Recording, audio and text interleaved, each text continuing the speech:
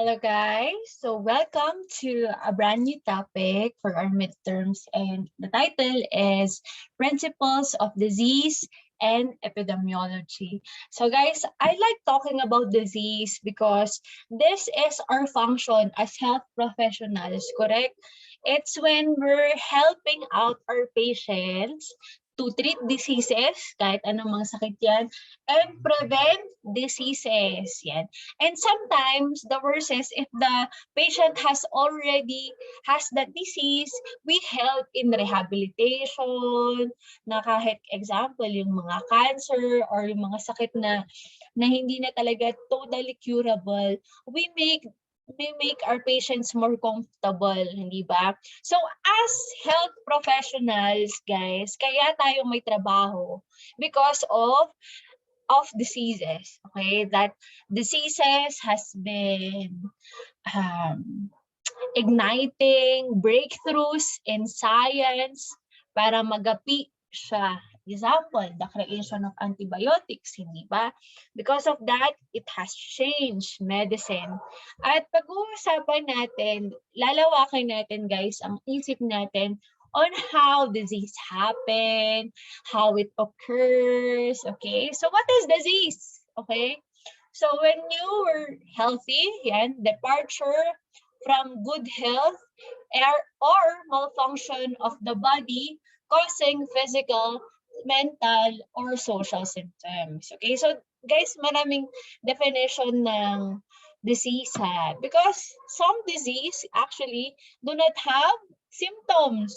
Okay, a condition in which body health is impaired, resulting to histological changes. Yan.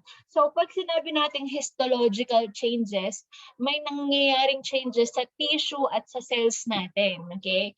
And that is our disease. Okay? And the study of disease is pathology. Okay, so simulan natin. So guys, dito, this shows a disease. Why? Because there are histological changes. So what you are seeing is a microscopic diagram of the skin. Okay, ito yung skin natin, and this is a hair follicle. Yan.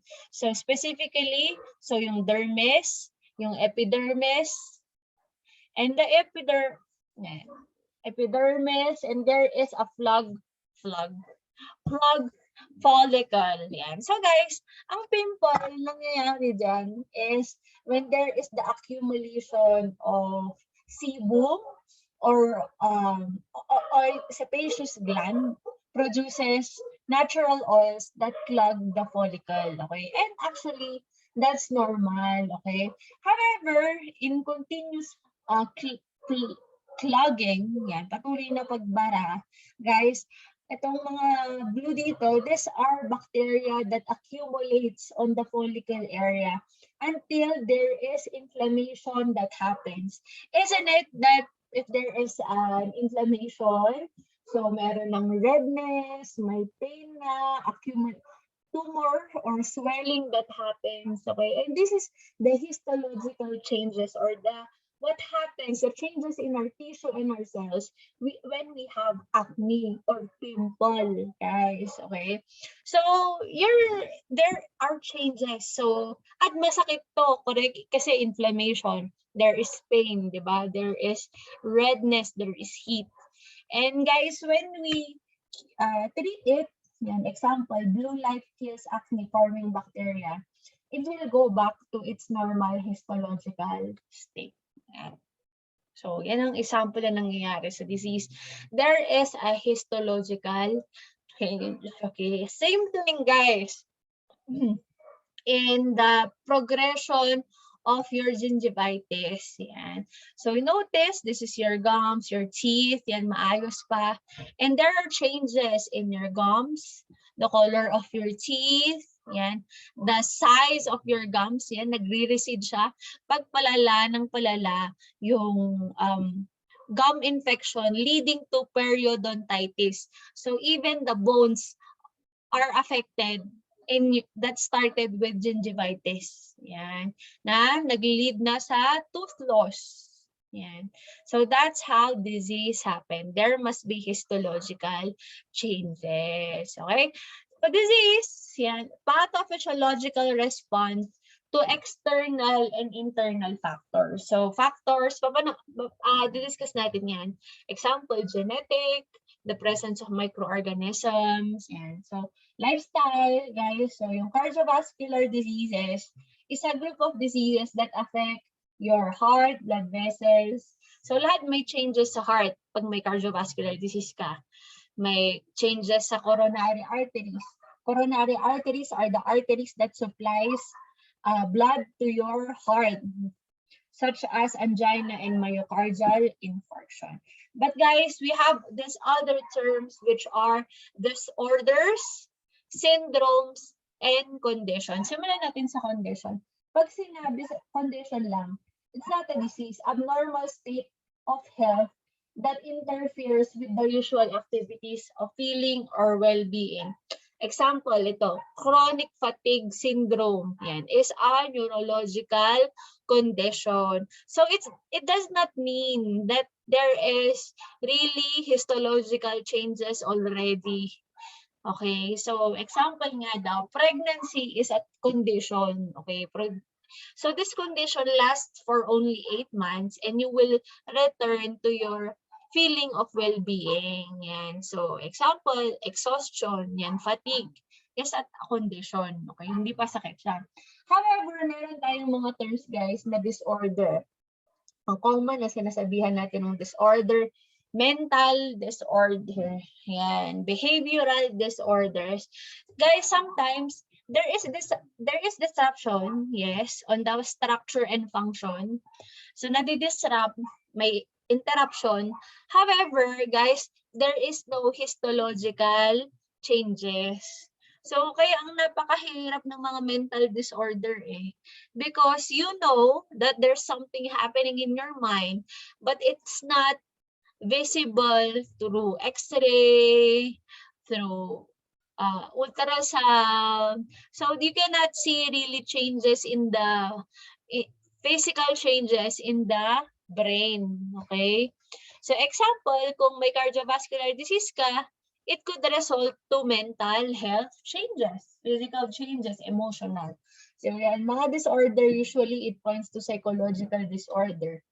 And syndrome, guys, refers to a disease or disorder that has more than one feature, okay, or one symptom. Example, trisomy 21 or Down syndrome, okay? Isn't it that your Down syndrome patients, they have the same features, okay? Kasi magkakapareho sila ng symptom, okay? On how their body structure, how their face would look, ganyan. Their stature, their height, halos para-parehas.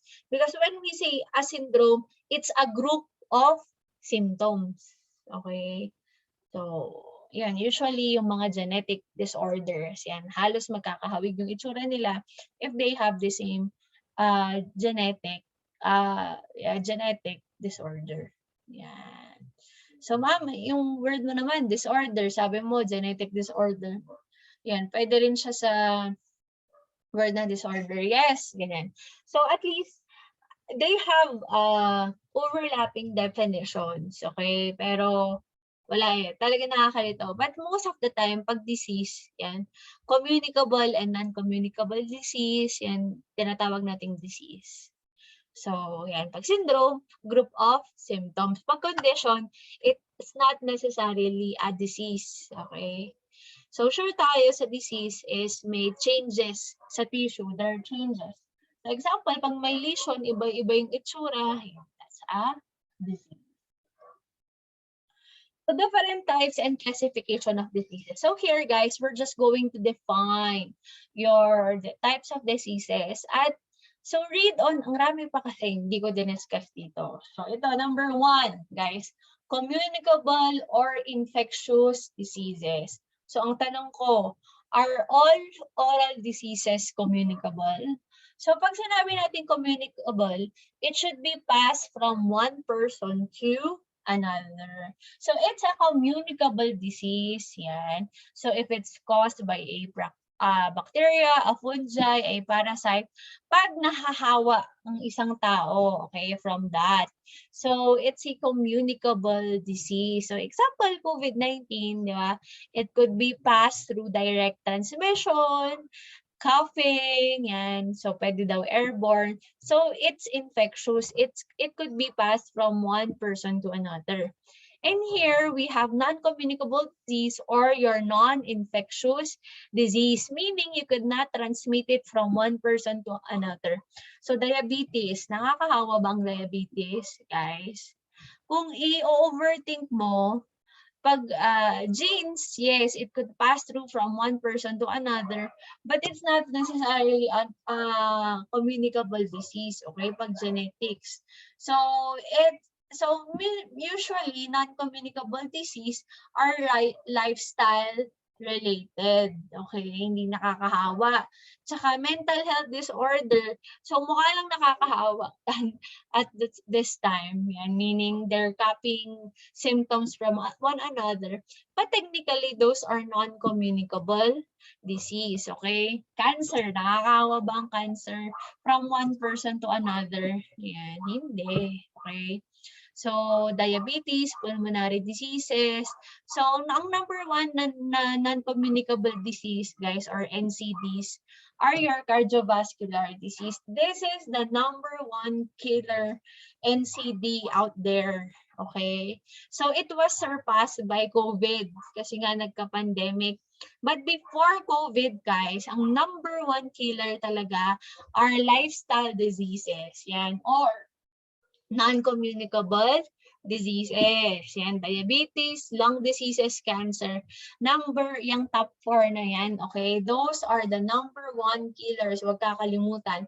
At ano ang risk factor dyan? Bakit na nangyayari itong mga to?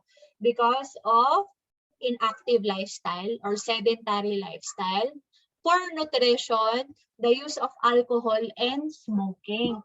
So these are the 4 lifestyle reasons why nangyayari itong top 4 na to, okay? So, yun yung top 4 na reasons why nangyayari itong top 4 na to, okay? But there is also genetic reasons, ganyan.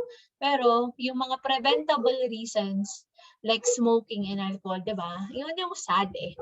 These are the diseases that are actually preventable. But guys, talagang maraming namamatay sa heart attack, sa stroke, yan, cardiovascular diseases.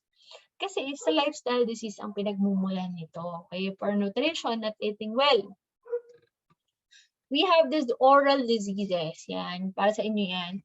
So, risk factor naman ng oral diseases, if you have unhealthy diet, di ka kumakain ng gulay, cigarette use, alcohol use, poor oral hygiene, and other social determinants. Class, your work, your type of work, example, ang type of work mo is you make candy as a living. Yan, napanood ko sa TikTok, ang galing nila gumawa ng handmade na candy. And you taste the candy that you make seldomly or frequently, then you do not brush your teeth. O diba, it increases your chances of getting dental caries. And if you are the one who cooks mga merienda, yan, mga minatamis, tapos you don't drink water or brush your teeth well, diba? It places you in a higher risk of having oral diseases. Ayun, guys. And especially, example, if you're a dentist, since you're exposed to dental equipments, you have, sabihin natin, lower chances of having oral disease. Yan. The main categories of oral disease, yan.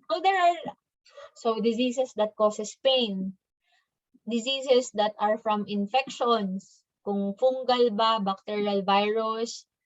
Oral diseases could be cancerous. They could cause dental caries or cavities. They could cause gum disease and tooth loss. Yan. So, ito, sa isang source, ginroup nila yung mga oral diseases. Example, pain in the jaw, on the neck. Yan. So, minsan, madalas, dentist ang pinupuntahan ng mga tao. Yan. So, yan. So, different oral diseases. What else, guys? we have opportunistic disease. Yan. Hindi ba, pag sa teleserye class, maririnig nyo, isa kang oportunista. Yan.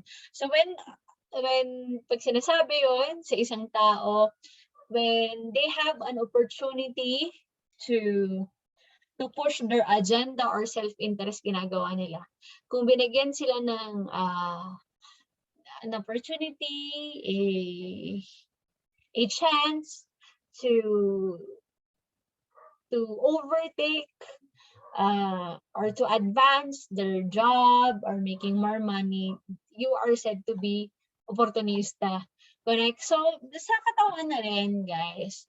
So, when our immune system becomes weak, okay, some microorganisms, some diseases takes their opportunity and to cause disease. So, guys, if you have normal and healthy immune system, di ba, most of the time, you will not, when you eat something na nalaglag sa floor, ganyan, or kunyari may inuubo, tapos strong yung immune system mo, hindi ka naghahawa, because you have strong immune system, okay? But guys, the moment that you will have a weakened immune system, this microorganism will take advantage, okay? Will take the opportunity to cause disease, okay? So, opportunistic disease happens when people have weak immune system. Example, cancer patients, elderly patient. Example, you recovered from COVID. Yan. Actually, after 1 month after COVID, medyo mahina ka pa, nagre-recover pa yung lungs mo, especially if it was severe or moderate type of COVID. So usually guys, itong mga opportunistic diseases are your bacterial disease, fungal disease, okay? Itong fungal diseases at saka bacterial diseases, they are at bay or they are controlled if your immune system is strong, okay? But the moment that you have weakened immune system, they will begin to attack and infect you. And this one, guys, nosocomial disease. Diseases that came from hospitals. Yan. Example, central line. So, kumabot sila ng isang central line sa inyo. Yan. And it will cause a tissue injury and allow microorganisms to enter the site where the central line was placed. Yeah. Bloodstream infection, pag hindi maingat yung hospital, example, isa pa sa mga common, guys. So usually pag matatanda, tapos na-admit sila ng matagal sa hospital, they could get pneumonia. Yan. So these are diseases that are in the hospital. So if the hospital do not have a good circulation system, hindi maganda yung ikot ng hangin sa hospital, and it could increase the chances of causing diseases. And diseases we got from hospitals are called nosocomial diseases, yan, or infections. This is example of an image of a person who had opportunistic infection from AIDS. Yan. So, ito mga, namili lang ako. So, example, guys, nag-weaken na talaga yung immune system mo. Your oral microbiota died. Namatay yung mga bacteria. So, pag namatay yung bacteria, the one that will take advantage of that is the fungi. Yan. So, oral thrush or candidiasis. So, growth of fungi in the mouth. Yan. Pwede ka rin magka-lesion pag weak yung immune system mo. What else? We have Kaposi sarcoma. So, this could make the HIV infectious. Example, pag may skin breakage ka, tapos tinouch mo yung Kaposi sarcoma, pwede ka mahawa ng HIV. Yan. So, kung di ako nagkakamali, guys, these are cancerous. Itong Kaposi sarcoma that is found on the skin. So, huwag niyo hawakan yan kasi you could get infected. We have pneumocystis carinii on the lungs. So, guys, usually, ang mga sakit sa lungs, bacterial, viral, okay? It's very rare that you have fungal infection on your lungs unless you have weak immune system, okay? Don't forget that. So when you have weak immune system, that's the time when fungi will try to invade, okay? So ibig sabihin, talagang may role rin ang bacteria, yung normal flora, to control the growth of microorganisms. Kumbaga, sila ang guard or ang tanod. Okay? So, kasi nakikipag-agawan sila ng nutrition from the fungi eh. So, hindi matindi ang pag-grow ng fungi kasi may kaagaw silang bacteria. So, pag namatay itong mga bacteria, sila naman ang mag-i-invade itong mga fungi. And we have this HIV wasting syndrome. Yan. When your muscles just recede, it's so weak, it's not so strong anymore because of the weak immune system. Yan. So, kung merong oral candidiasis, merong vaginal candidiasis. Yan. So, namatay na yung mga lactobacilli sa vagina. Yan. Ang nag-thrive na, mga yeast or fungi. Yan. That's our next topic. We also have genetic disorder. Yan. Caused by genes or mutation in the genes. Pwedeng nahawa from mom to baby, pero pwedeng spontaneous or mutation. Example, so yung mga parents, and they look normal, however, yung child biglang may autism. Yan. So that could be a random happening in the genes. Yan. And congenital disorder. These are disorder that happens at birth. Okay? It doesn't mean it should be genes. Okay? Nagkakasakit ang bata pagkaluwal, hindi lang dahil genes, pwede rin sa nainom ng pasyente. Example to, in Europe, the women back then, mga 1940s rin siguro to. Back then, usong-uso ang thalidomide, guys, sa mga buntis. Kumbaga parang paracetamol, or this controls morning sickness among pregnant women. At napansin nila, guys, most of the women who were religiously drinking thalidomide, yung mga anak nila, they have malformation or the lack of arms. Yan, wala silang arms. Yung mga baby who had their moms who drank thalidomide. Yan. So, pwede dahil sa drug, may malformation, abnormality sa anak dahil yun sa drug, dahil the mom could have been infected by HIV, syphilis, yan. Or kunyari, nadapa yung mama, di ba? That's a congenital disorder. So not all congenital disorder are caused by your genes. Yan. So here we have this a genetic disorder, hypohydrotic ectodermal dysplasia. There is an abnormality on the growth of their teeth, of their gums, of the glands of their skin. Ganyan. Okay ba yung teeth arrangement nila, di ba? So now, guys, we will move on to the topic of epidemiology. You know, guys, I love epidemiology because you don't only focus on one patient. Okay? So, hindi isang patient. You study human population, humans as a group, okay? So nalaman nila na merong COVID because they're noticing people who has a flu-like infection, yan, umuubo-ubo, tapos yung unang patient pa ng may COVID ay namatay dito sa Pilipinas, okay?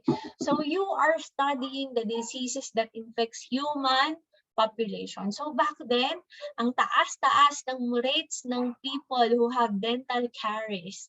But through the study of epidemiology, they discovered, okay. So hindi lang isa ang pwede nating pagandahin ng ngipin. Yan. We could do it.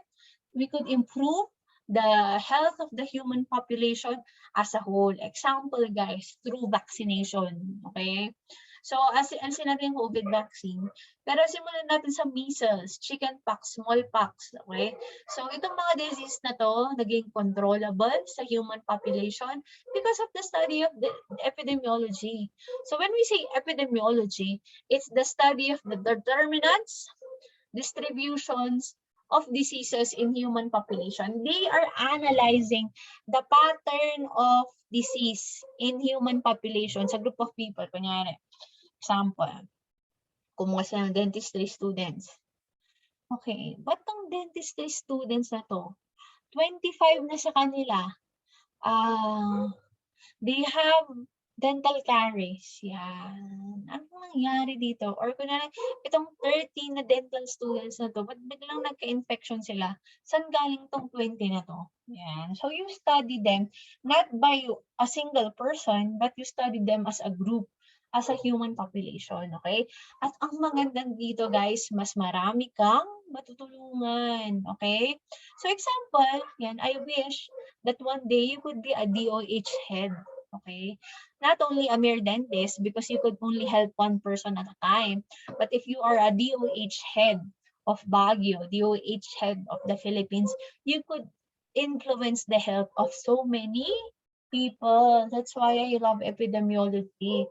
So in epidemiology, we study the determinants of the disease, meaning that different all the factors that affect their health, okay?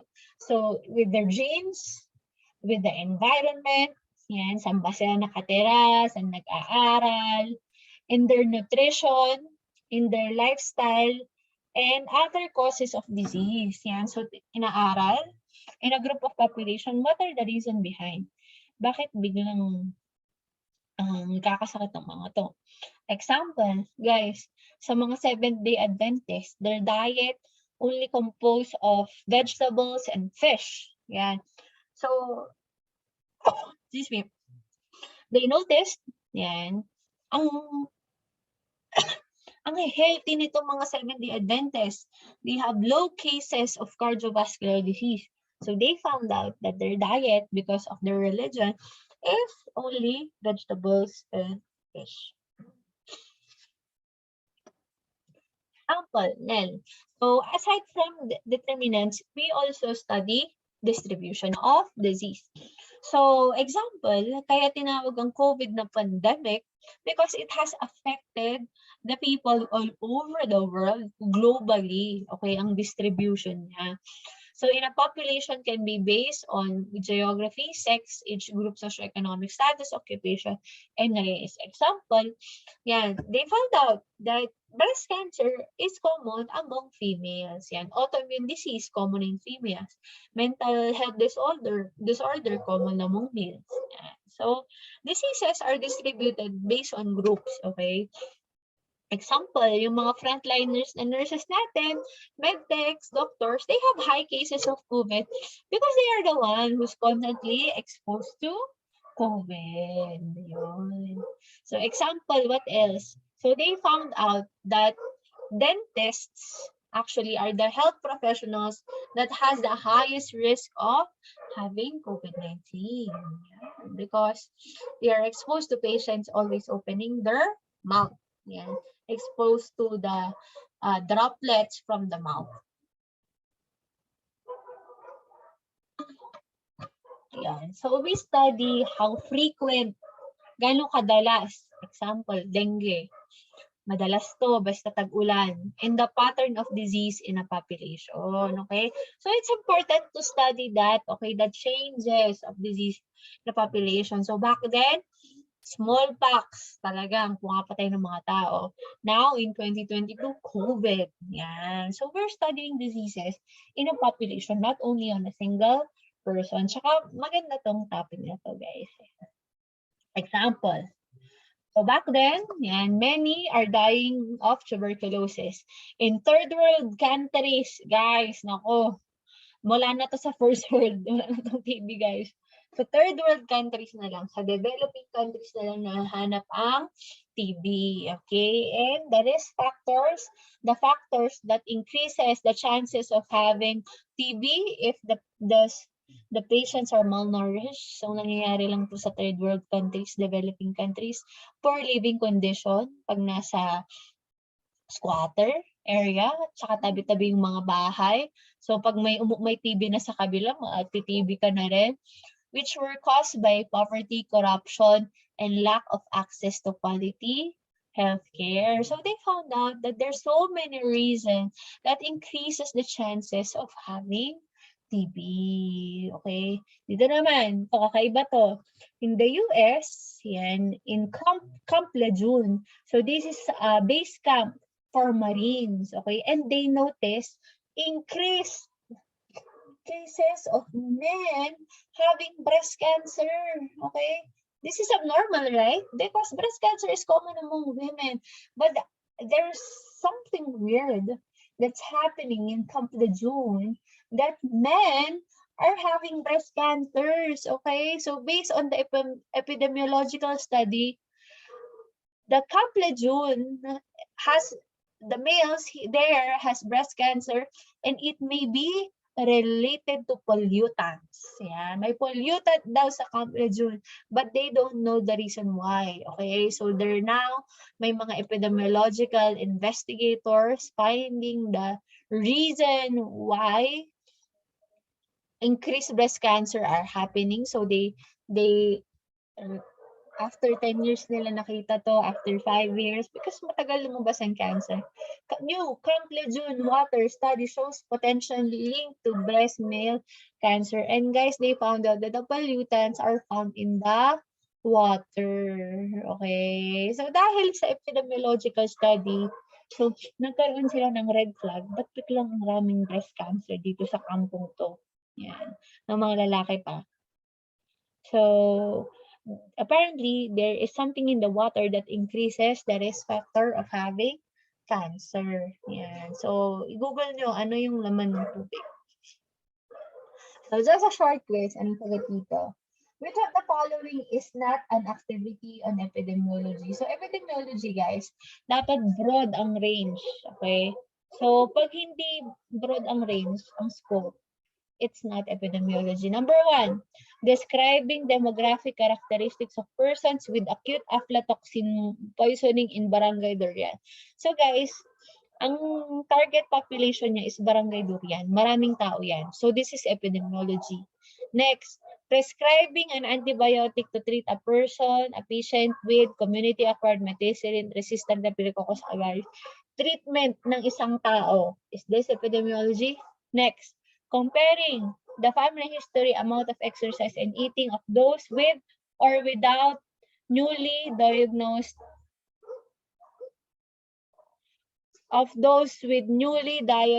diabetes. So, ang target population nila ay lahat ng mga diabetes, newly diagnosed. Lahat ng mga, kunyari, may na-enroll silang 30 diabetes patient, and they compared their family history, amount of exercise. So, they're dealing with group of people. And letter D, recommending that a restaurant be closed after implicating it as a source of hepatitis A outbreak. So, pag sinabi nating outbreak, many people were affected. Okay? So, ang hindi activity in epidemiology dito is letter P. Okay? Because you just prescribe an antibiotic to one person. Okay? But if you, example, are doing mass deworming sa elementary school, that is an activity of epidemiology. You are doing mass vaccination, that's an activity of epidemiology. So pag isa lang, ang focus mo, hindi yon activity in epidemiology. Okay, so let's start another example. So, merong isang dentista, si Frederick McKay, okay, and opened his brand new dental practice, okay. So, ang gusto nilang maging isang dentista na may sariling dental clinic, at napansin niya na sa Colorado Springs, guys, uso sa mga mamamayan ang Colorado brown strain. Yan. So, this is Frederick McKay, and he noticed na parang, pang ilang patients ko na to na nakatira sa Colorado at bakit may brown stains sila. So ito ay isang misteryo. So hindi niya nabasa sa mga journal niya, hindi niya napag-aralan sa school. Why does Colorado Spring natives has brown stain on their teeth? Okay? So they found out who have Colorado brown stain, also called as mottled enamel. So, ibang pangalan ng brown stain is mottled enamel. And they found out, so kahit brown yung ngipin nila, guys, resistant to tooth decay. Okay? Nabilib siya. Okay, guys. So, napansin niyo sa pasyente nyo, okay, may brown ngipin nyo, Pero, interesting, walang may tooth decay sa Colorado Springs. Kung native ka at nakatira ka talaga doon, walang tooth decay. So, this is a mystery. Okay, brown yung ngipin nila, pero it's not dental carie kasi wala namang dental carie, sadyang brown lang talaga. So, the local resident, sabi nila, baka eating too much pork kasi we love pork, or inferior milk, cheap milk, or drinking calcium-rich water. Yun, parang sinisisi nila sa calcium. Kasi hindi ba ang ngipin made up of calcium? Cheapy pa yung, yung milk dito sa Colorado. Okay, so after 30 years, guys, of investigation, of finding the reason why, kung ba't nagkakaganito, brown stain. So, nag-collaborate siya with other doctors, and they found out, guys, that the brown stain is caused by fluorosis. Yan. Wherein, their water supply, guys, mataas ang fluorine. Yan. Fluoride, I mean. So, high levels of waterborne fluoride cause the discoloration of tooth. However, it prevents tooth decay. Okay? So, pag masyadong mataas ang fluoride pala sa tubig, guys, and your teeth was exposed to it for a very long time, magbabrown ang ngipin mo. Okay? So, nalaman nila after 30 years na the right amount of fluoride will not make your teeth brown. Okay? It will actually make your teeth strong. However, yun, sinet nila na 1 parts per million, sakto yan sa tubig. Yan yung saktong amount of fluoride para hindi mag-brown yung ngipin at para mapatibay ang ngipin. Okay? So now, dahil sa discovering ito, so they found na okay pala ang fluoride sa tubig as long as the value is 1 part per million. Okay? So now, ito ang una nilang experiment, ang una nilang target population. In 1945, they decided that in Grand Rapids, it will be the first city in the world to add fluoride in the drinking water. Okay, in 1945. So in 1945, itong mga bata, ino-observe nila on what will be the reaction every year.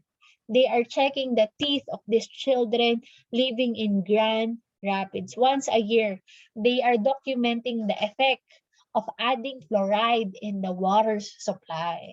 Okay? And what happened? The city was chosen as a test site. Its closeness to lake, which is mostly free of natural fluoride, yung Lake Michigan. So, this Grand Rapids is in Michigan. At ang nilagyan nila ng fluoride, yung Lake Michigan. Okay? With surge as by 1955, so after 10 years, the study had shown 65% reduction of tooth decay. So, dahil pag-add ng 1 ppm level of fluoride sa tubig sa Grand Rapids, it has decreased the cases of dental caries for 65% nabawas, and led to the adoption of fluoridation as an accepted public health measure. Okay? So, an accepted example ng accepted public health measure is vaccination. Okay? Max vaccination, mass deworming of children is good. So here in the study, they found out na okay pala dagdagan ng fluoride ang tubig. Okay? Because of this study, because of how, pangalan niya, Frederick McKay has observed not only one patient, but a group of patients, and it has helped so many people. Okay, it has reduced the cases of dental caries because of simply just adding fluoride in the water. Okay, so this is a very cheap way of preventing dental caries. Okay, mahal magpa-dentist, mas mura bumili ng fluoride at lagay ito sa drinking water. Amazing. So, let's talk about the transition on the study of diseases. So, example, ito, yung epidemiology natin. So, in the 19th century, in the 20th century, talagang focus, infectious disease. Yan talagang ang cause ng pagkamatay ng maraming tao. But it has changed, okay? After World War II, non-communicable or non-infectious diseases na ang pinag-aaralan. So, mas marami nang namamatay dahil sa lung cancer, sa lung diseases, kaysa sa infectious disease. Kasi nung simula nagkabakuna, nagka-antibiotic, hindi na masyadong problema ang mga bacteria, virus, fungi. And now, we have moved on into molecular bio, okay? The study of genes of people, of virus, okay? To cure diseases, okay? DNA na ang minamanipula ngayon. Yan. So that has been the change on how we understand disease. Okay, now we're studying it in the molecular level. Amazing, right? So what are the dynamics of disease transmission? Marami ng topics natin because I'm cramming all the things you have to know about diseases. So we have this epidemiologic triad. So sa infectious disease lang to ha. So for a disease to happen, kailangan daw may agent, the one that causes disease, the right environment, and the host. Okay? So yung tao. So external factors which allows disease transmission, example sa environment, weather, di ba? Pag tag-ulan, may mga mas diseases na mas common sa tag-ulan, mas common sa tag-init. Yan. Geography, in Baguio City, iba yung madalas na sakit natin kaysa sa mga nasa baba. Occupational setting, your work, the air quality in cities and in rural areas, mas malamang common ang asthma sa urban areas kaysa sa rural areas, and the food, okay? So, magulay sila sa probinsya kaysa sa urban area which has fast food. So, this is the environment. Host, yan, the age of the person, the sex, the genes, the lifestyle, the immune status, the ethnicity, if they have comorbidity or other disease, it will dictate if they would have the disease. Okay? So, ang maraming factors. Yung agent natin, their pathogenicity. So, may pumuntang bacteria sa'yo. Kung bacteria naman na yun, Lactobacillus shirota strain, it will make you have a healthier tummy. Okay? Pero pag ang dumapo sa yung bacteria or virus is much more infectious, yan, it will cause disease. Okay? Chemical, not only microbiological or biological, chemical, di ba? Kung uminom ka ng chemical, example, like mercury, lead, automatic poisonous agad yan. Yan, it could cause changes in your body. Yan. May marami class. If you're exposed to radiation, those are agents rin. Yan. And vector, actually, meron pang vector. These are carriers or reservoir that transmit disease. Yan. Lagay ko sa gitna itong vector na to. May mga carriers ng disease. So, people could be carriers of disease. Sabi nila, bats daw could carry COVID. Yan. Example, rabies. Yan. Kung walang mga aso, walang mga daga na may rabies, walang mga pusa na may rabies, then walang rabies. Okay? So, yun, COVID. So, nag-stop na ang COVID ngayon because many people are not having COVID anymore. Wala nang mga vector or carriers. So, yan, please. Yan, paki-picture na lang to. So, among the host, yung sexual practices nila, yung immune status nila could increases the risk of having a disease. We have these agents. Noise, very loud noise, di ba? Could cause disease. Pwede ka mabingi. Environment, your neighborhood, your housing could affect your health. Your education, your custom, your cultural values, correct, lahat to, it could affect your health. So, maraming, guys, di ba, ang broad ng pag-aaral sa sa health. Yan. So these are for the modes of transmission of disease. Yan. Could you go over it? Yan. Pag direct contact, indirect contact, person to person. Ito yung mga sakit. Pag direct contact. Indirect contact. So using drinking glasses, toothbrushes. Common cold, droplet transmission from sneezing. Ito, vehicle transmission. Transmitted by non-living things or you call it fomites. Air, it could carry dust particles which could carry chickenpox, measles. Waterborne disease. Example, merong tumae sa tubig. Yan. Or hindi naghugas ng kamay after tumae. And the water was contaminated with stool. Yan, waterborne diseases. Typhoid fever is a waterborne disease. Cholera, Georgia. Yan. So, kaya, guys, ewan ko nabalitaan nyo in Boracay, they are measuring the levels of E. coli. So, pag mataas ang E. coli sa dagat, ibig sabihin, it is contaminated with stool. Yan. So, dapat mababa ang E. coli level sa tubig. Yan. So, nagwa-water testing tayo. Foodborne. Yan. So, kunyari, kumain ka ng baboy. Yan. It could cause food poisoning. So, pag merong bacteria doon or spores doon. So, on foodborne, galing food. Waterborne, galing water. Airborne, galing air. And vector transmission, mechanical. So, example ng waterborne are fecal oral disease and fecal-transmitted helminthiasis. So, pag di nagugas ng kamay. Vector-borne. Yan. So, yan, pag may kuto, biological, may dengue, plus yung mosquito, malaria. Itong mechanical, so example, it's on the bodies of roaches. Yung sakit, nasa labas ng insekto. Pag biological, yung bacteria or yung virus, it's inside the insect, okay? It's part of the life cycle of the insect. Like malaria. So, vector-borne diseases to. Yan. So, ayun, yung mga terms siya, waterborne. So, waterborne are also called fecal oral diseases.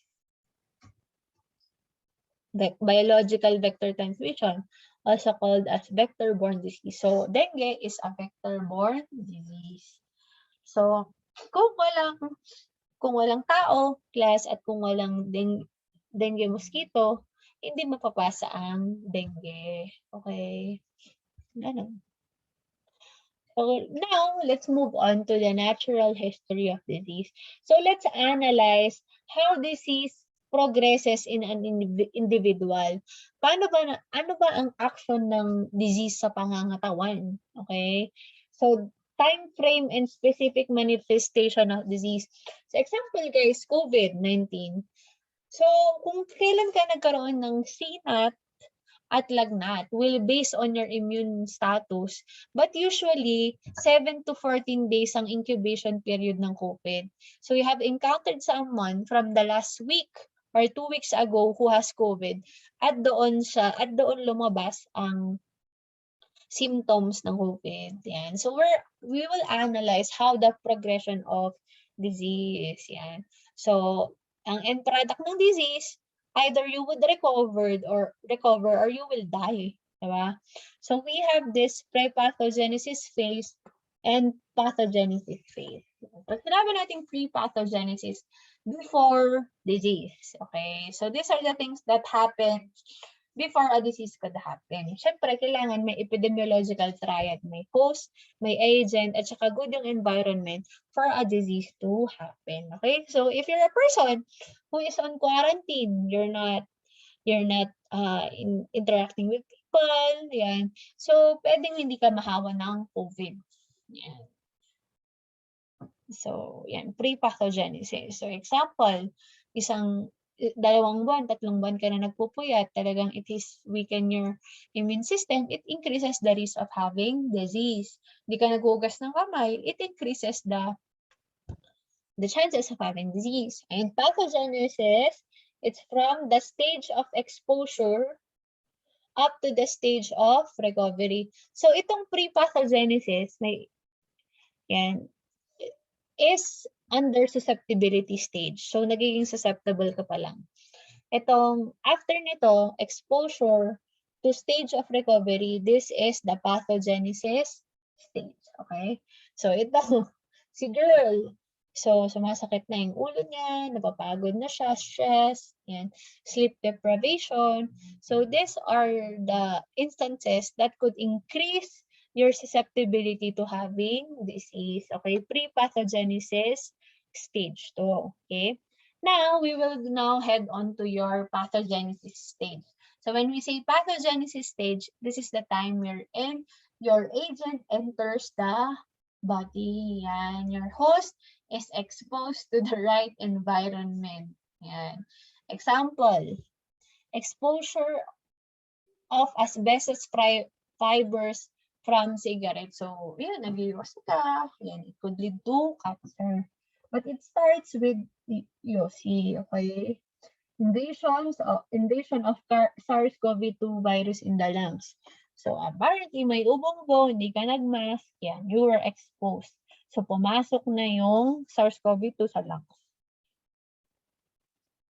In exposure stage, guys, your virus, your bacteria invades or accumulates in the susceptible host. Okay? Yan. So, yan. You exposed ka na. So, nag-start ng pumasok sa katawan mo. Next, stage of subclinical disease. So, this is the incubation period. So, there, nagsisimula ng magkaroon ng pathological stage. Meaning, there is already changes in your lungs, in your body. So, extending from the time of exposure to onset of disease. So, this is subclinical. So, time of exposure to the onset of disease. So, subclinical, wala ka pang signs and symptoms. Okay? So, ang magandang storya dito, guys, is Typhoid Mary. So, Typhoid Mary, guys, was a cook in New York. Okay? I forgot the year. So, she was cooking for many families in New York already. And napansin, guys, na kung saan nagluto si Mary, namamatay yung mga tao, okay? And they found out that Typhoid Mary has typhoid, okay? But however, she was asymptomatic, meaning the symptoms did not show, okay? So, ayun, class. So, hindi, typhoid disease is a fecal oral disease. So, pag nag-poop si Mary, hindi siya naghugas ng kamay, tapos nagluto siya ng pagkain, it has infected the household.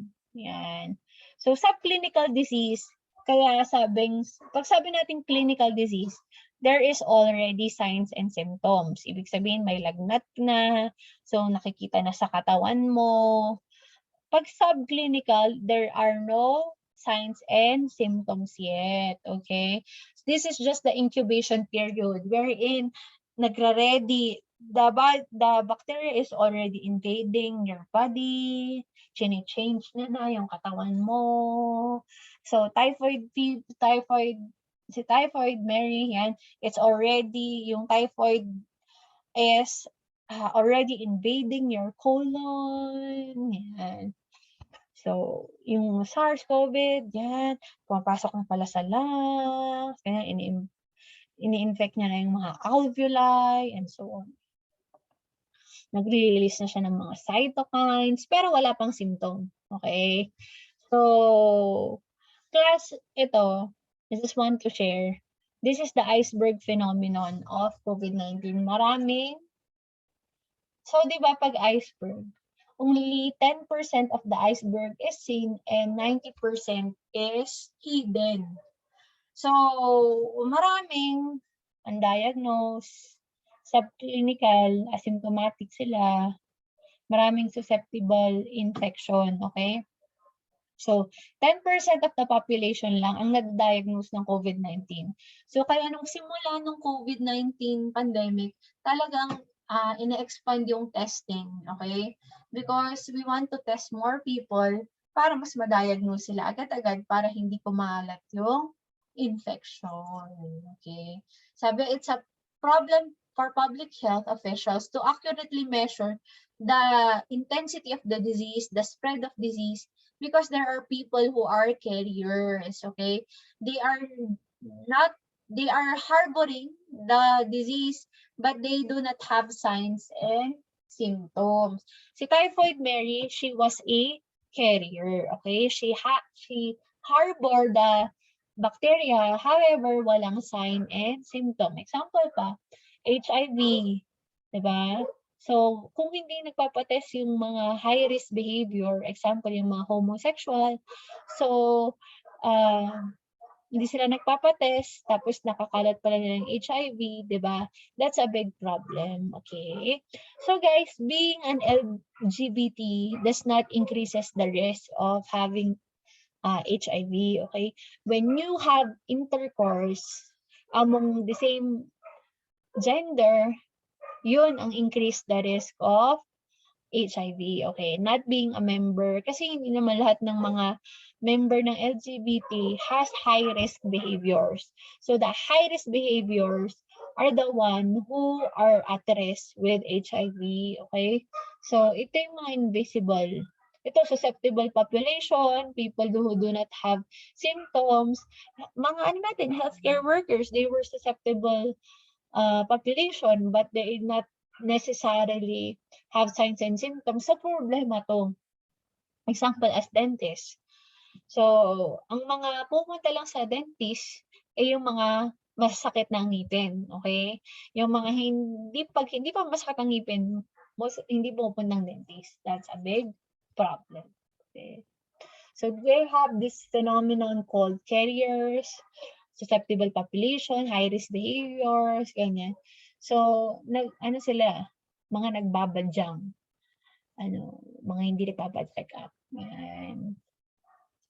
People who are asymptomatic have positive results with their serologic test. Yun nga, they may infect other people. Yan. Example, children can be carriers of COVID-19 without symptoms. So just to give you an idea, dengue, guys, kunyari nakagat ka ng mosquito, after 3 to 14 days lang magpapakita yung symptoms ng dengue. So, ibig sabihin, kunyari nakagat ka ng lamok, yan, bilangan mo kung kung within 14 days nakagat ka ng lamok at bigla ka nagka-fever, baka dengue na yun. Yan. HIV. Guys, ang mahirap sa HIV, kaya marami ring undiagnosed kasi it could take years for honestly, not only 3 weeks or longer, 10 years, pwedeng 10 years, pwedeng 5 years ka pa lumabas yung symptoms ng HIV. That's why it's so difficult still to diagnose here in the Philippines. Yeah. Next, guys, stage of clinical disease. So now, pag clinical na, it has symptoms, okay? Pag subclinical, no symptoms yet, okay? So your symptoms could be mild to severe, to moderate, to fatal. Okay, so dito na lumalabas yung symptoms mo, at dito ka na pwedeng ma-diagnose in the laboratory, and so on. So this is the difference between acute illness and a chronic illness. So pwedeng acute lang, limited lang yung sakit, o pwedeng it's a long time. Example, yung mga may hypertension, it's a chronic illness because you need to drink maintenance for a very long time. Okay, there are illnesses that are short-lived, madali mawala. Example, flu. However, there are chronic illnesses. And finally, guys, stage of recovery and disability or death. So guys, yan, either you will recover to the disease, you will be disabled because of the disease, Example, polio. Pwede kang maparalisa pag nagka-polio virus ka. You could even die. Yan. So, pag nagkasakit, yan. So, there are different results. Yan. Depending on the person, di ba? So, yung mga cancer, may term tayo na remission. A decrease or disappearance of signs and symptoms of cancer. Example, ito, TB, pwedeng lumala. May migrate the bone, stroke, you may be paralyzed or bedridden, measles, it could cause infertility. Yan. Pwede kang mag-recover, pero sometimes there are grave consequences. So, malapit na tayo matapos, guys. So, occurrence of disease in a population. So, sporadic, pag mga biglaan lang, disease na biglaan lang nangyayari. Endemic, pag yung disease is already persistent in the population. So, talagang every year, nasa Baguio siya. Example, amoebiasis. Very common sa Baguio City. Malaria, guys, very common sa Africa. Hyper-endemic, persistently high. Example, dengue, guys, hindi mo mababa sa Pilipinas. Hyper-endemic na tayo. And pandemic, the disease has spread internationally, globally. Ito, H1N1 noong 2009 sa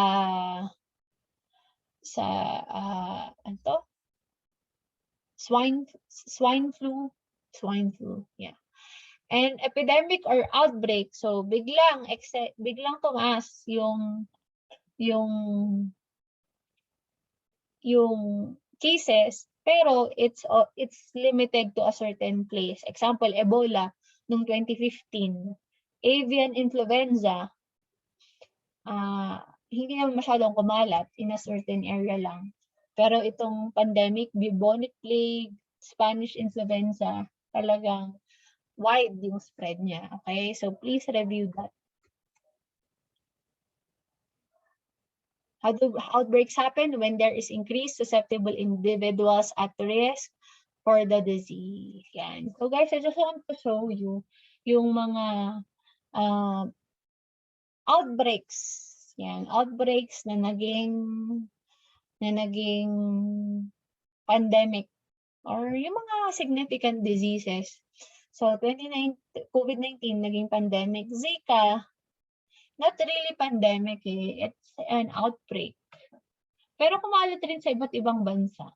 Ebola sa Africa, MERS-CoV sa Middle East. Swine flu was a pandemic. SARS-CoV in Hong Kong. Yan. It was an outbreak. Nagbabadya siyang maging pandemic.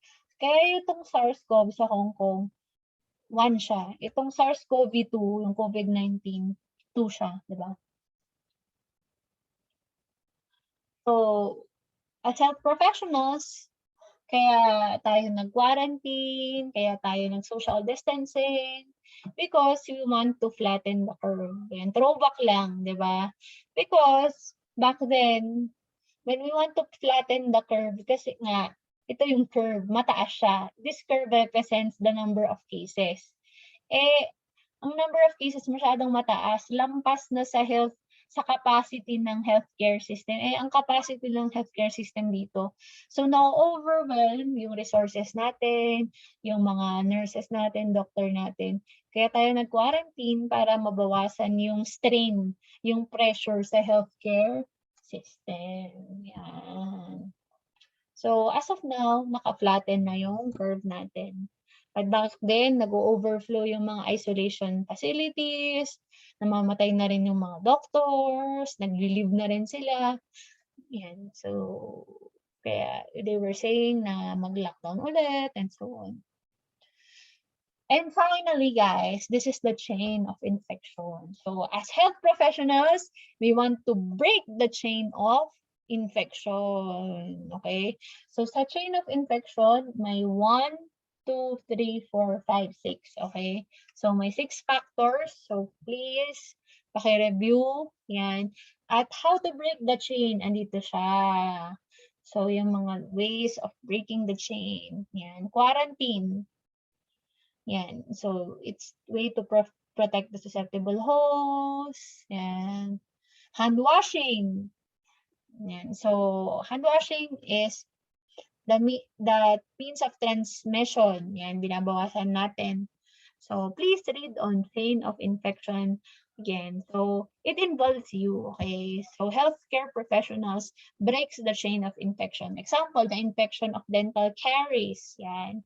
So, we want to promote proper brushing the teeth, yan, by the susceptible host, yan, mag-brush ka ng teeth, magpa-check up ka every 6 months, and so on. And so please paki-screenshot and read on the how to break the chain of infection, because this is our job, okay, to break the chain of infection. So here, in this image, guys, it shows the long-term consequence of COVID-19. Kala natin tapos na siya. Okay, pero marami siyang impact, guys. Example, imagine niyo lang yung mga tao na hindi nagpa-check up ng sa dentist ng last 2 years. Yan, ano nang nangyari sa kanila? Example, yung mga hindi na, di ba dapat may annual check-up. Di sila nagpa-check up kasi takot silang puntang ospital. So those are the health consequences of COVID-19. Tumaas ang cases of mental health disorders, abuse, violence. Ayan. So maraming problema pa ang haharapin ng healthcare system post-COVID-19. Okay? So that's how interesting diseases are. So thank you for joining me. I know this is a long video. Pause it kung over na. Thank you for being with me. I'll see you again. Bye-bye, guys.